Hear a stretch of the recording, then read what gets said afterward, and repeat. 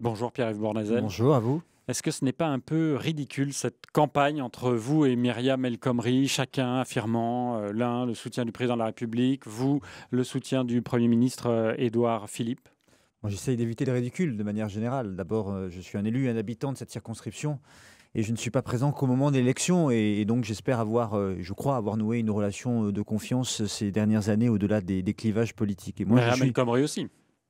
Ou moins ces dernières années en tout cas, et c'est le reproche qui lui est fait. Je crois qu'il y a besoin d'un député de proximité. Elle a d'ailleurs été la suppléante du député sortant en place depuis 20 ans.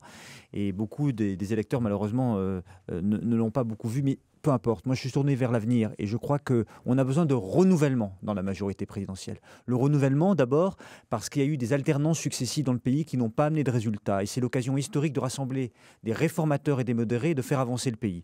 Et malheureusement, Myriam El Khomri a échoué au gouvernement avec François Hollande et M. Valls.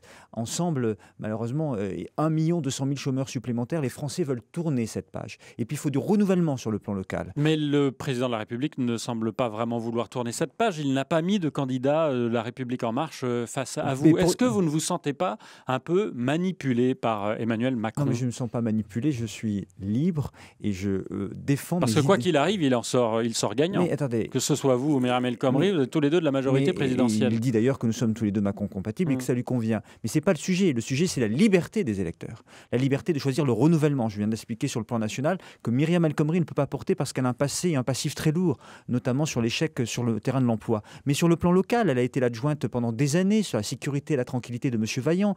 Elle a été la suppléante du député sortant, M. Carèche, pendant 20 ans.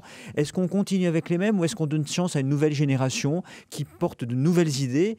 Et moi, j'ai été le porte-parole pendant la campagne des primaires d'Alain Juppé. Nous avons porté une vision humaniste d'une société ouverte et tolérante. C'est l'identité heureuse. Nous avons porté des réformes libérales sociales pour libérer la croissance et l'emploi. Est-ce que ça la veut dire, refondation Pierre-Yves Bournazel, d'écoles. que vous n'êtes plus au parti Les Républicains? Mais je suis républicain, mais j'étais avec Alain Juppé et c'est vrai que... Oui, mais vous n'avez pas de logo Les Républicains. Ça veut dire quoi? Vous avancez masqué, dit Myriam El Khomri. Mais non, pas du tout. Un peu. Mais non, j'avance pas masqué, puisque je pense que sur le terrain, on me connaît, on sait quel est mon parcours. Pourquoi ne pas mettre le logo Les Républicains? Parce que je veux être clair, justement. Et moi, je ne fais pas semblant. Madame El Khomri dit qu'elle est socialiste, qu'elle restera socialiste et qu'elle siégera au groupe socialiste. Le vieux PS, ce n'est pas la majorité présidentielle. Le vieux PS, ce n'est pas Emmanuel Macron. Le vieux PS, ce n'est pas Édouard Philippe. Édouard Philippe était avec moi, porte-parole d'Alain Juppé. Et nous nous retrouvons sur l'essentiel, et notamment, je l'ai dit, sur le travail, sur l'école, sur la sécurité, avec cette majorité présidentielle. C'est la raison pour laquelle je l'accompagne. Et les idées qui sont les miennes n'ont pas changé. Elles Donc restent vous ne identiques. siégerez pas au groupe Les Républicains à l'Assemblée nationale? Je siégerai très clairement dans la majorité présidentielle parce que je voterai la confiance au Premier ministre, je voterai la loi sur le travail, sur l'école, sur la sécurité, sur la moralisation de la vie publique. Vous allez voter par exemple la loi travail qui propose d'aller plus loin que la loi El Khomri? Oui, parce qu'il y a eu un échec au dernier quinquennat. D'abord, il y a une meilleure méthode aujourd'hui. Cette méthode, c'est le dialogue social. L'écoute et le respect, quand la loi El Khomri est passée en force, et la brutalité du 49-3, ce n'est pas passé ni à gauche ni à droite. Et ça, il faut changer clairement la méthode. Deuxièmement, il y a une volonté de simplification administrative, parce que moi, je rencontre tous les jours, dans le 18e, des commerçants, des artisans, des petits chefs d'entreprise, des incubateurs, des start-upers qui disent « simplifiez-nous la vie, nous pouvons créer de l'emploi ». Donc, faisons confiance à ces hommes et ces femmes, TPE, PME. Et puis, en même temps, je crois que dans cette circonscription, on attend aussi un député de proximité qui soit à l'écoute. Moi, je remonterai toutes les initiatives sur le terrain. Chaque semaine, je tiendrai des rencontres avec tous les habitants dans tous les quartiers.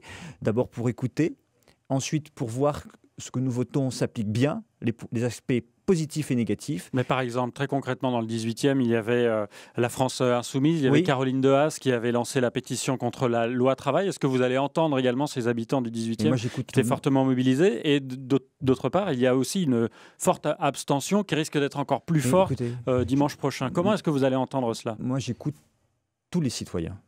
Et je pense que je l'ai prouvé depuis des années. Ma porte est ouverte à toutes et à tous. On peut être en désaccord, mais on se respecte. Le respect. Et ça, c'est absolument essentiel. Et dans mon mandat, je crois que, au vu de la défiance des citoyens vis-à-vis de la politique, l'écoute, le respect, le sens de l'autre et s'adresser à l'intelligence collective sera un des marqueurs très forts. Pierre-Yves Bournazel, vous dites que vous voulez faire la nouvelle politique et je n'ai pas cette prétention. Avec, en tout cas, voilà, une nouvelle forme de faire de la politique. Oui. Que pensez-vous de ce qui se passe autour de François Bayrou, qui est lui dans le paysage politique français depuis très longtemps, qui propose aujourd'hui une loi sur la moralisation de la vie publique? Son parti est visé par une enquête pour les histoires d'assistants parlementaires à Bruxelles. Il appelle lui-même Radio France pour se plaindre d'une enquête sur son parti. Comment est-ce que vous êtes vis-à-vis de ce gouvernement que vous entendez soutenir? Bon, écoutez, je vais vous dire 3 choses. D'abord, la loi sur la moralisation, elle est nécessaire et utile. Et peut-être, d'ailleurs, comme parlementaire, je regarderai de près si je peux faire des amendements pour encore améliorer le texte. Mais elle est nécessaire pour recréer de la confiance. Ça, c'est important. Il faut des garde-fous. Deuxièmement, sur la question que vous posez particulièrement, moi, je me garde de 2 principes, quelles que soient les personnes concernées, la présomption d'innocence et l'indépendance de la justice qui doit faire son travail. Donc, vous regrettez les propos de François Bayrou. Et sur le fait d'appeler des journalistes, je considère effectivement que ce n'est pas ce qu'il y a de mieux. Que ferez-vous si vous perdez? Est-ce que vous appellerez à l'annulation du scrutin? Pourquoi vous... D'abord, je ne me mets pas dans cette perspective. Tout est possible. Parce que vous l'avez déjà fait à Paris face à NKM. Mais par exemple, dans le 18e, certains ont reçu des enveloppes du 2e tour avec vous et votre profession de foi. Est-ce qu'il n'y a pas eu un couac? Oui, on m'a des faveurs puisque le prestataire de la préfecture avait malheureusement oublié ma profession de foi qui n'a pas été envoyée comme les autres aux habitants et ça a été fait à la dernière minute et que certains ont reçu malheureusement qu'après. Donc vous allez dénoncer donc ça, j'ai été lésé. Faire annuler le scrutin. Mais est-ce que vous m'avez entendu? Moi, je suis arrivé en tête et largement en tête dimanche. C'est un électrochoc et je vois bien que ça crée beaucoup de panique et d'agressivité dans le camp de la candidate du vieux Parti socialiste. Moi, je reste serein, concentré, je veux rassembler et je veux être utile pour les habitants du 18e et du 9e arrondissement et je veux être utile à l'Assemblée nationale et porter le renouvellement que malheureusement Mme El Khomri ne peut pas porter vu son passé et son passif très lourd dans la gestion de M. Hollande et de M. Valls durant le dernier quinquennat. Voilà pour l'ambiance de la campagne dans la 18e circonscription de Paris entre Pierre-Yves Bournazel qui était notre invité ce matin, merci, qui se retrouvera donc face à Myriam El Khomri. Interview à retrouver en vidéo sur francebleu.fr. Bonne journée, bonne fin de campagne.